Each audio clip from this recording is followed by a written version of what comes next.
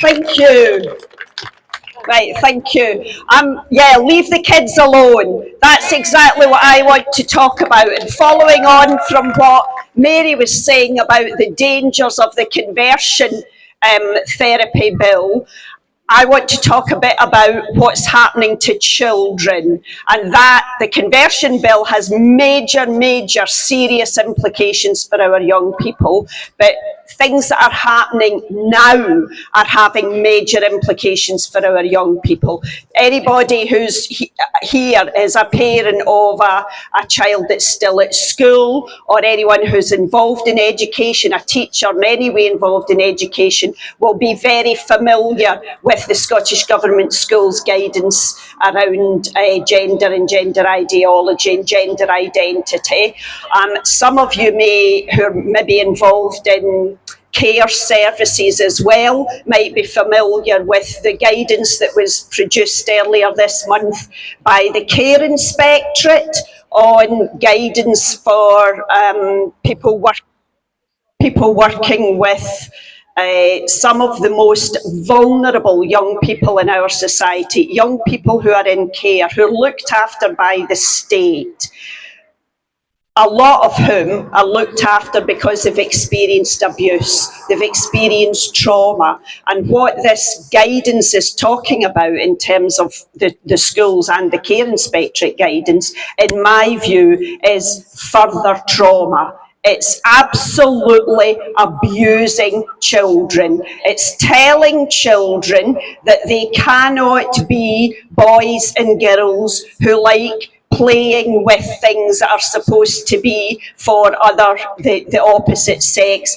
My God, what century are we in? What century are we in that we're telling little boys that they cannot enjoy dressing up in girls' clothes and playing with dolls, playing with girly toys, and we're telling little girls that they're little boys if they don't want to do girly things. How it just demonstrates absolutely one utterly regressive, harmful, damaging ideology this is. It's absolutely got to be hammered out of existence. There is no such thing as a trans child. Children need to be allowed to be children, and it's our job, it's our role as parents and as professionals to support them in developing their identity, not telling them that they're born in the wrong body. Nobody is born in the wrong body. It's absolute abuse. Absolute abuse. My professional background was as a social worker, as a child protection social worker. When I was working with young people who had experienced abuse, trauma, were having all sorts of emotional and psychological difficulties, maybe responding to that by self-harming. Our professional response to those young people was not to dish them out blades to continue their self-harming. We did not affirm their self-harming identity as a mechanism to resolve their abuse and their trauma. That, to me, is exactly what we are doing now with young people who are experiencing all sorts of confusions and anxieties about their identity, their sexuality, and they're being told that parents and professionals are being told that unless we affirm their identity as something that they're not, then those young people are going to commit suicide. It's absolutely shameful that professionals are being pushed down that route. I also fear for professionals. Mary talked earlier about the risk for parents in terms of, action against them for not affirming their child's gender identity. I also fear for professionals in terms of litigation, because there will be lawsuits here. Scotland's Sandyford Clinic has followed exactly the same model as the Tavistock.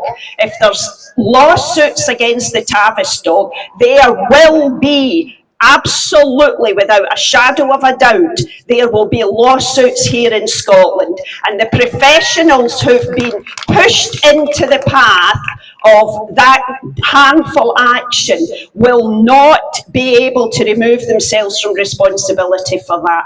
And the trade union movement is I'm ashamed, absolutely ashamed of the two unions that I was a member of in my professional career, which was Unison and the UCU. So both in practice and in the education sector, they are utterly despicable in their dereliction of all responsibilities for safeguarding. So workers are not being protected by their unions. So I could rabbit on absolutely all. I'm absolutely furious about what's happening to our children, and we will not let this go unchallenged. We absolutely must not.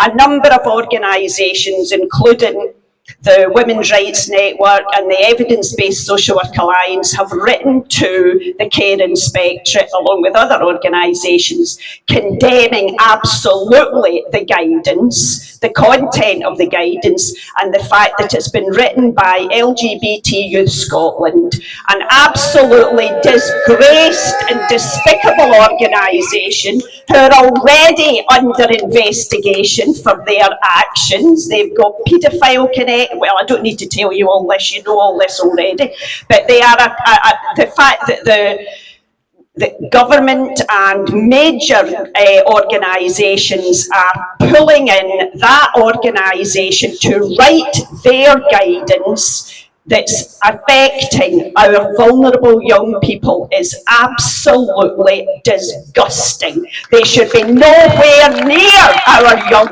people. They are an absolute threat to our young people. We must get rid of that organisation, and we must get rid of all their guidance, everything that they've got anything to do with in terms of schools, care, education. Absolutely no place to be for an organisation riddled with abusers.